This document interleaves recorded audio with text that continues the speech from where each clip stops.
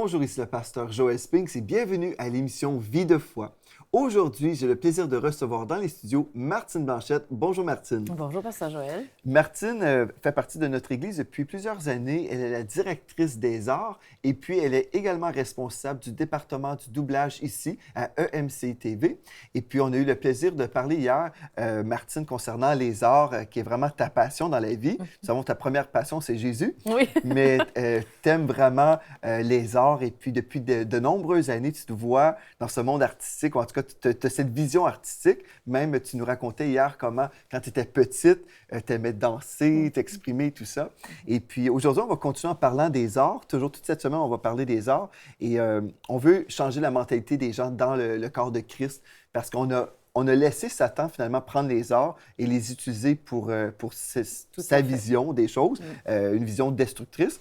Mais dans le corps de Christ, on veut reprendre les arts et puis les mettre au service du Seigneur. Et puis, on voit même des âmes sauvées en utilisant les arts. Certainement, la musique, la louange fait partie des arts. Mais aujourd'hui, on va parler de ce Dieu créateur, ce Dieu artiste. Mais juste avant, je te laisse parler peut-être, Martine, de ton cheminement.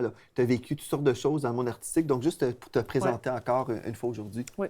Ben, en fait, je voudrais simplement dire que quand je me suis convertie, quand j'ai donné ma vie au Seigneur, en fait, je voulais devenir missionnaire. Okay. Puis c'est sûr que j'avais déjà fait mes études en musique, j'avais déjà fait un peu de théâtre aussi, toutes ces choses-là.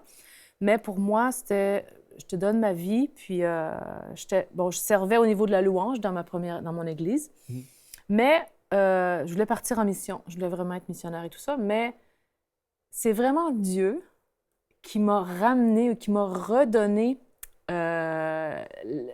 la possibilité de m'exprimer au niveau des arts. Okay?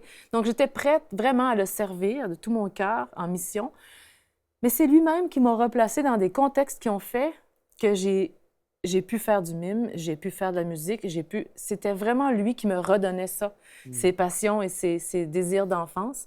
En fait, c'est qu'il voulait simplement que je le serve avec les dons qu'il a lui-même mis en moi. Donc, c'est vraiment ça. Et en fait, c'est ça. Je me suis vraiment penchée un peu plus en profondeur sur les arts quand j'étais aussi à Jeunesse en mission. Et c'est là que les gens ont commencé à me dire, ben peut-être que tu es appelé à servir Dieu avec les arts. Mais dans le fond, c'était une évidence, mais parfois on peut dire, ben non, justement, c'est juste secondaire. Mais en fait, non, ça ne l'est pas. Et puis, tu parlais justement du Dieu artiste. Oui. On voit tellement dans la Bible, justement, comment Dieu, dans tout ce qu'il a fait et dans les instructions qu'il a données, par exemple, pour la construction du tabernacle, la construction du temple, on en a parlé dans la première émission un peu, on voit vraiment comment pour lui, c'est important la beauté. Comment c'est important et que ça exprime quelque chose. Est-ce qu'on pourrait exprimer la gloire de Dieu avec juste un bâtiment en carton et vraiment vide et aucune décoration, aucune couleur? Non! Mais pourtant, des gens, Martine, qui croient ça, qui croient qu'une salle d'église, en fait, parce qu'on sait que l'Église, c'est vraiment nous. Nous sommes le temple du Saint-Esprit, nous sommes l'Église du Seigneur, donc des pierres vivantes. Mais il y a des gens qui s'imaginent que la salle où l'Église se rassemble doit vraiment avoir absolument aucune décoration, aucune toile, rien du tout, parce que, bien, il y a un texte dans la parole, dans Exode 20, 4 et 5, qui nous dit qu'on ne doit pas créer de représentation. Et puis, finalement, on a pris des textes hors contexte, finalement, parce que si on prend ce texte-là pour supprimer les arts de notre existence, on retrouverait d'autres passages de la parole de Dieu qui contrediraient et en fait, c'est ça. On voit d'autres passages qui contredisent ce texte-là. Donc, il y a des gens même que j'ai connus qui étaient artistes, là, et quand ils sont devenus chrétiens, ils ont comme mis un gros X sur leur don, finalement, s'imaginant que les arts déplaisaient à Dieu. Et c'est triste, hein, quand on considère que Dieu a fait des dons et on les a supprimés. Oui, c'est triste. Parfois, par contre, c'est vrai que lorsqu'on donne notre vie au Seigneur, ça peut être vrai qu'à l'occasion, on peut être appelé à délaisser pendant un temps, des choses qu'on a fait pendant un certain temps. Et ça peut être bon dans un sens, si c'est vraiment conduit par Dieu et tout ça, parce que ça peut nous amener à d'autres choses. Mais il est faux de penser, justement, que les arts En fait, il est faux de penser que les arts ne sont pas à être utilisés pour glorifier et servir Dieu. Puis, si je peux me permettre, justement, On va voir ce Dieu artiste maintenant. Oui, donc. Exactement. Puis moi, je suis tellement fière de dire ça, c'est que la première fois dans la Bible où on parle d'une personne qui est remplie de l'Esprit, ben, c'était pour un artiste. Wow. On va aller voir ça. C'est dans Exode 31. Oui. Alors, Exode 31, les premiers versets qu'on peut lire. Donc, l'Éternel parla à Moïse et dit. Donc, ça, c'était pour la description, en fait, c'était pour la désignation des ouvriers qui allaient construire le tabernacle. OK? Donc, l'Éternel parla à Moïse et dit, « Vois, j'ai appelé par son nom Betsaléel, fils d'Uri, fils d'Our, de la tribu de Juda. Je l'ai rempli de l'Esprit de Dieu, de sagesse, d'intelligence et de compétence pour toutes sortes d'ouvrages, pour concevoir des plans, pour travailler l'or, l'argent et le bronze, pour graver les pierres à enchâsser, pour tailler le bois et pour exécuter toutes sortes d'ouvrages. Je lui ai donné pour aide Oholiab, fils d'Ahisamach, de la tribu de Dan. J'ai mis de la sagesse dans le cœur de tous les gens habiles pour qu'ils fassent tout ce que je t'ai ordonné. » Donc, il continue ensuite avec la description. Puis, quand c'est marqué au verset 4, pour concevoir des plans, on pourrait aussi dire, par exemple, en anglais, « artistic designs ». Ça veut dire pour concevoir des designs artistiques. Donc, moi, je suis vraiment fière quand je sais que Dieu a vraiment choisi des gens, des artistes, des artisans, puis qu'il les a remplis de l'esprit, de sagesse et d'intelligence, de compétences pour accomplir toutes sortes d'ouvrages. Spécial, hein, quand même. C'est vraiment, c'est wow! Mais c'est merveilleux parce que c'est là, nous-mêmes, on est à son image. Donc, la créativité en tant que telle peut être utilisée dans toutes sortes de domaines. Tous les métiers qu'on pourrait nommer, même si ce n'est pas directement associé aux arts. Mais la créativité dans le domaine artistique est vraiment là pour refléter le caractère de Dieu, en fait. OK? Donc, nous, chrétiens qui sommes artistes, on est vraiment appelés à parler de Dieu à travers les œuvres qu'on crée, à le représenter d'une façon ou d'une autre, OK? À communiquer qui il est. Parce que l'art, c'est une forme d'expression, finalement. Oui. OK? Quand on parle d'une façon. Il y a aussi le langage non-verbal et tout ça. L'être humain est appelé à s'exprimer d'une manière ou d'une autre. L'art est un de ces moyens-là. Et voilà. On voit donc dans la description du tabernacle comment Dieu voit les choses et comment Dieu utilise les couleurs, les matières, les différentes choses. Et en plus, j'aimerais ça le dire aussi, c'est que, bon, je ne sais pas si je vais retrouver, oui, dans Exode 28, 33, pour ceux qui souhaitent aller le lire, Dieu décrit comment il veut une certaine partie du tabernacle et il mentionne qu'il veut avoir des grenades de différentes couleurs. Donc, mais ce qui est original, c'est qu'il mentionne qu'il voudrait avoir des grenades bleues. Donc, c'est vraiment... les grenades, habituellement, sont de la couleur rouge, mais là, Dieu en demande d'en mettre des bleus. Donc, c'est vraiment particulier parce qu'il utilise quelque chose qui existe dans la nature, mais il le met en bleu. Il y en a des rouges, des bleus, des violettes. Donc, ce qui me montre, Dieu, dans ce passage-là, c'est qu'on peut non seulement représenter des objets ou des choses qui existent, mais on peut aussi les transformer. Dans le sens, on peut aussi... se donner cette licence artistique. Voilà, exactement ça. Oui. Donc, aller même plus loin, être créatif aussi avec ce que Dieu a fait. Wow. Donc, c'est vraiment... C'est intéressant. Oui, très intéressant. Et ça veut dire qu'on n'est pas obligé de faire des photocopies exactement de ce qu'il y a.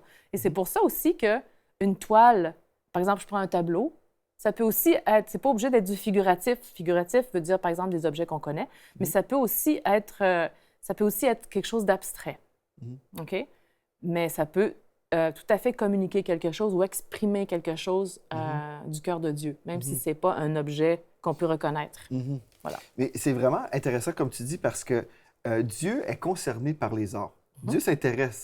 Et puis, je me souviens, il n'y a pas si longtemps, j'avais quelqu'un dans ma maison, chez moi, Martine. tu étais là aussi. Monsieur Nate Butler, qui était un artiste chez Walt Disney, la compagnie Walt Disney. Et puis, il avait pris l'avion, il s'était déplacé pour venir me rencontrer.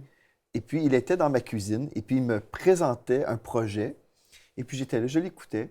Et puis, je me suis dit, mais pourquoi cet homme est chez moi? Je pensais, mais... Et là, vraiment, mais je voulais quand même être attentif puis être sensible dans le sens, Dieu a envoyé cet homme-là qui a vraiment à cœur le peuple francophone.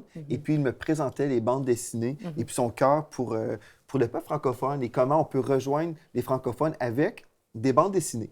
Et puis, mais je trouvais ça quand même particulier de l'avoir chez moi et puis qu'il avait pris l'avion, tout ça.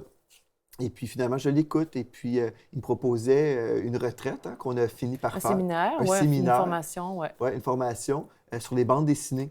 Et puis, parce que humainement, j'aurais pu dire, ça ne me concerne pas, moi, je suis pasteur, mais pourquoi je vais m'investir là-dedans?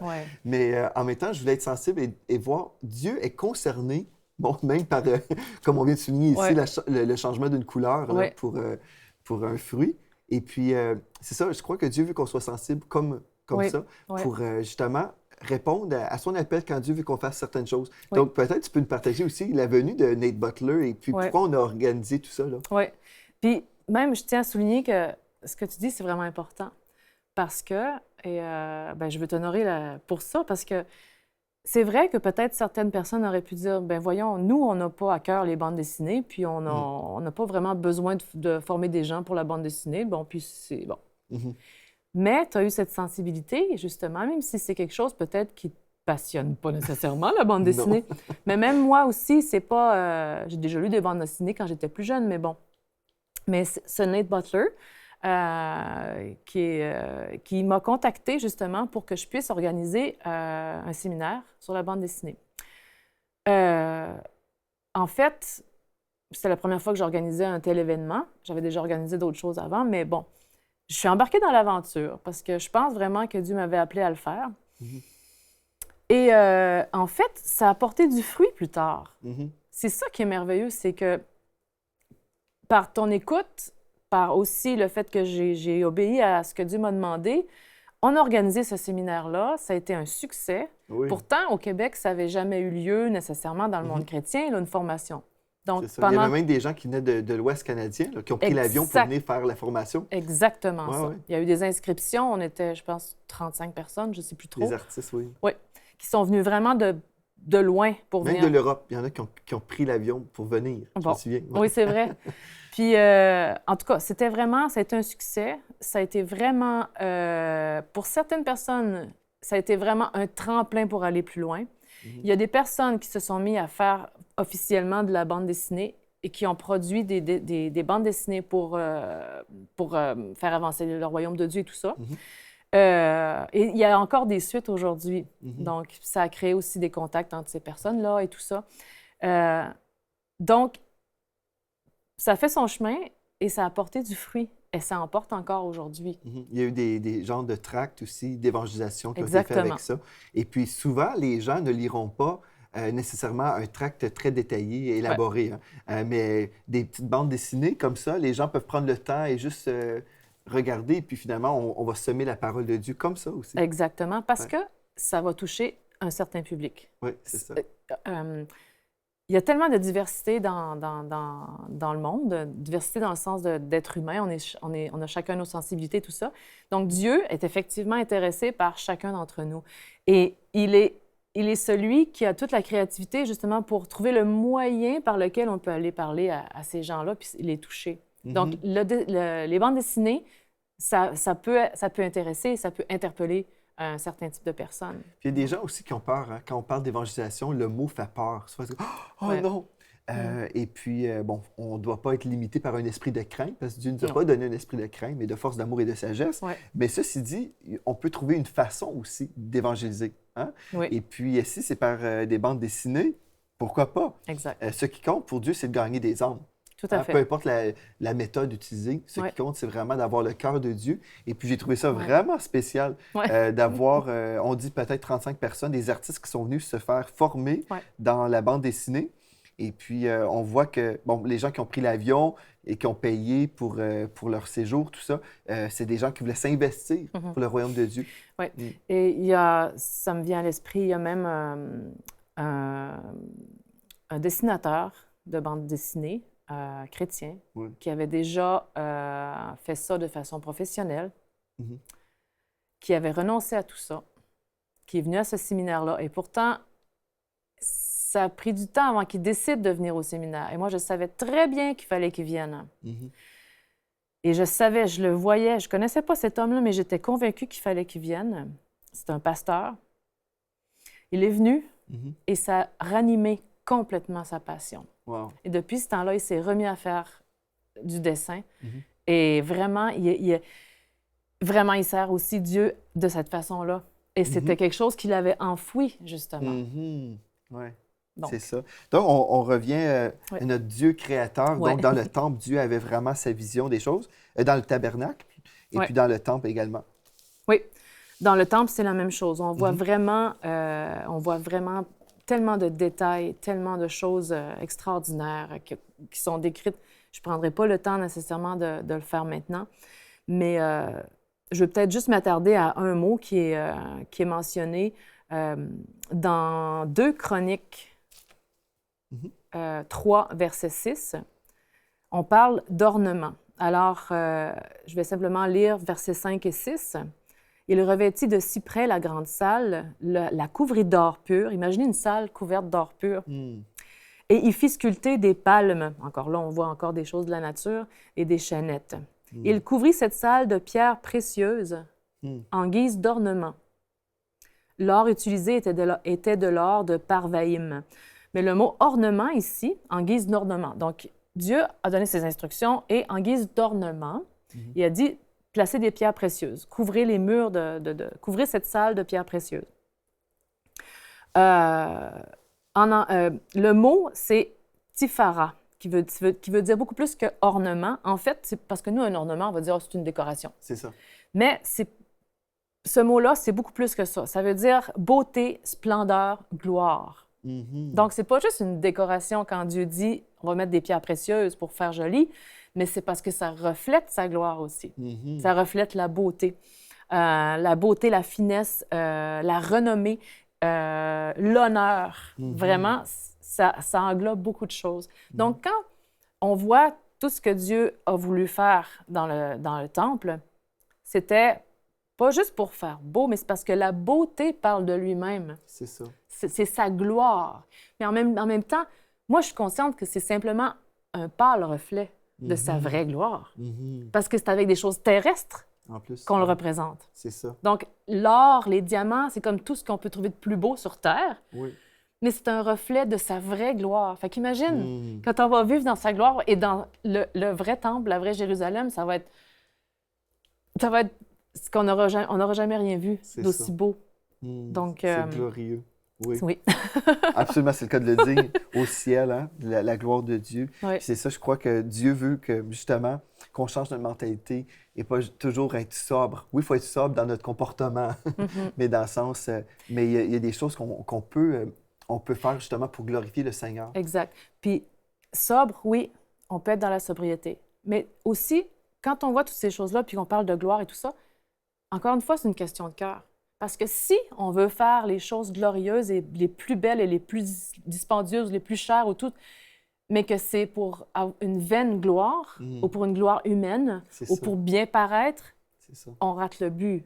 C'est pas ça. C'est ça. Donc, c'est l'objet de la personne qu'on veut glorifier. Si c'est soi-même, on passe à côté, mais si c'est pour glorifier Dieu, bien, je trouve ça merveilleux. Et je crois justement que Dieu peut se glorifier par nos décors, hein? Comme un décor de studio de télévision, par les locaux, tout ça. On peut vraiment comprendre que Dieu est un Dieu d'excellence et puis on veut être comme lui et vraiment le représenter. Et je pense qu'on peut voir aussi l'inverse, souvent dans le corps de Christ, où il y a eu l'esprit de pauvreté qui est entré. Et puis là, les gens s'imaginent que bien, c'est pour Dieu, donc c'est correct comme ça. Mais quand on réalise que notre Dieu n'est pas pauvre et que notre Dieu aime la beauté, bien, on devrait lui donner notre maximum, n'est-ce pas? Et j'ai déjà vécu une situation où je suis rentré dans des locaux d'un ministère ici au Québec. Et puis, j'étais vraiment attristé parce que je voyais comment vraiment, les lieux étaient, en tout cas, En pas mauvais état. en mauvais état. C'était, en tout cas, c'est le cas de le dire. J'étais vraiment déçu et attristé parce que je voyais qu'il y avait une mentalité qui, en fait, qui inspirait là, la place. On pouvait arriver et voir que l'endroit était sous une domination d'une pensée de pauvreté. Ouais. Et vraiment, mais quand on réalise que non, notre Dieu est un Dieu d'abondance, un Dieu de beauté, mais là, on peut changer les choses et dire, et je veux que cette place puisse glorifier mon Dieu. Et il y a des gens qui diraient, oui, mais on n'a pas les moyens. Mais allez-y au maximum de vos moyens. Oui, puis il y a moyen toujours de rendre les choses belles et agréables et qui honorent Dieu, même si c'est dans la simplicité. Oui. C'est pas obligé d'être toujours dans les choses chères ou les choses extravagantes. C'est pas ça. C'est de utiliser notre créativité pour rendre l'endroit agréable, rendre l'endroit beau, puisqu'on parle d'église maintenant. Là. Oui. Mais, puis en plus, j'irais même plus loin aussi, c'est que notre environnement, jusqu'à un certain point, nous affecte. C'est vrai. Moi, je ne m'imaginerais pas vivre dans un endroit où il n'y a que des déchets, si je pousse à l'extrême, là, OK? Oui. Bon, c'est vraiment pas beau, c'est des arbres brûlés, c'est...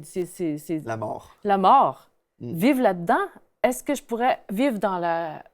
Je veux dire, ça finirait par m'affecter. Donc, c'est ça. C'est notre environnement, ce qu'on voit, c'est comme la nature, comme quand tu parlais des arbres hier. En regardant la nature que Dieu a faite, on est... Ça nous exalte, on est en admiration et ça a un impact sur nous. Donc... Oui. Et en lisant ta parole, Martine, tu disais que même la sortie d'Égypte, même lorsque le peuple d'Israël sortait, pour toi, tu as vu encore une fois les arts. Parce que, en fait, quand tu lis ta Bible, toi, en tant qu'artiste, tu vois les arts partout. Oui.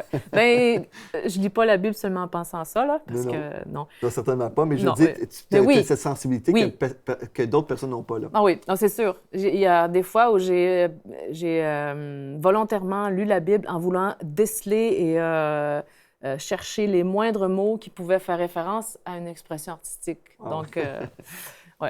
Mais j'ai pas fini parce que c'est tellement infini.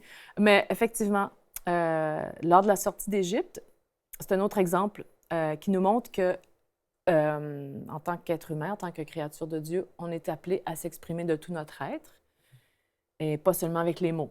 Donc, une fois qu'ils ont traversé la mer et qu'ils ont été... ils étaient tous ensemble, puis je pense qu'ils étaient des millions, là, 2 millions ou plus, ou je sais pas.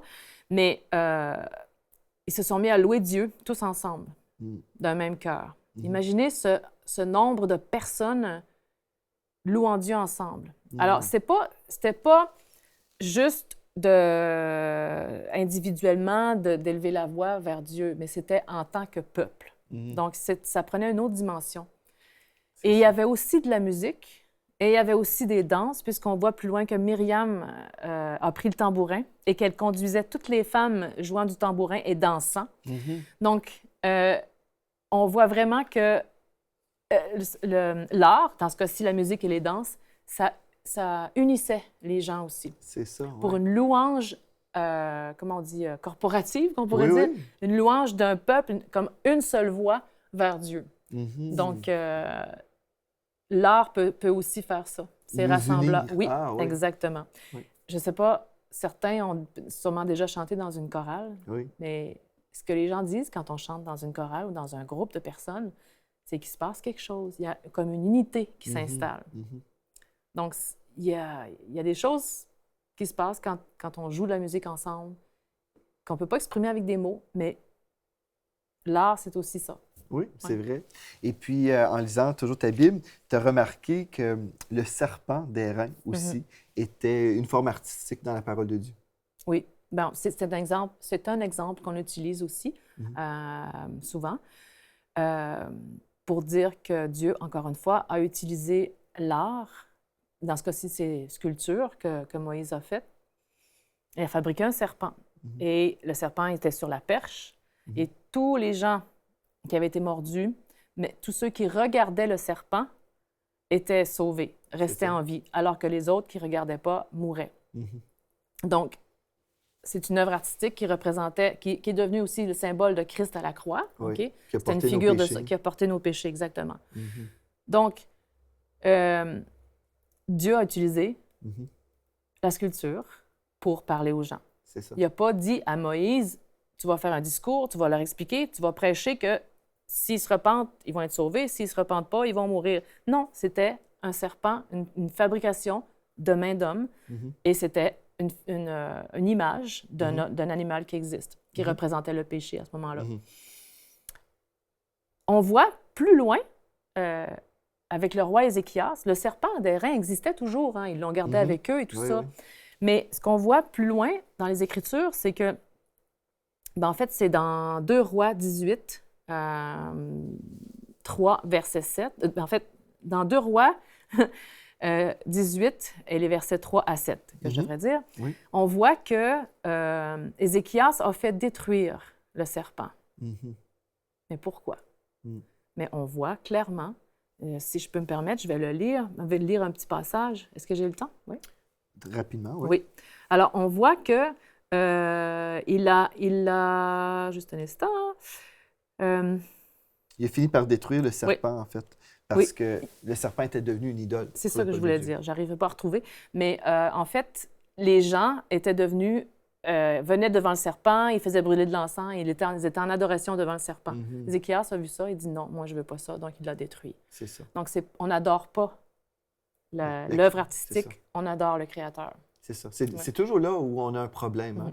Et même, l'être humain aime adorer. L'être humain a été créé pour adorer. Exactement. Mais là où on tombe dans un piège, c'est quand on adore la création et même les artistes. Hein, comme de nos jours, les gens vont adorer leurs vedettes.